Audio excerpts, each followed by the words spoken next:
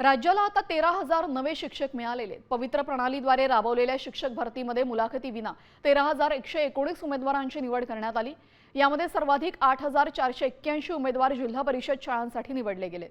कागदपत्र पडताळणीनंतर या सर्व पात्र उमेदवारांना लवकरात लवकर सेवेत रुजू करून घेतलं जाणार आहे।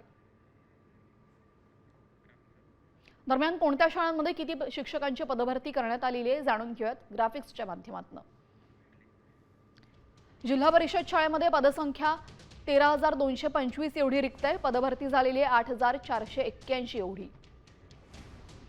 नगरपालिकेच्या शाळेमध्ये 280 पदसंख्या होती, त्यापैकी 226 पदं भरली गेलेली आहेत। महापालिकेच्या शाळेमध्ये 1,954 पदांपैकी 1,306 पदं भरली गेली, तर आदिवासी विकास शाळेमध्ये 2,421 पदांपैकी 1,601 पदं भरती झालेली आहे।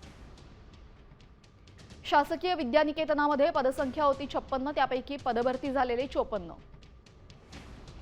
खासगी शैक्षणिक संस्थेमध्ये पदसंख्या 1,818, पदभरती 1,451।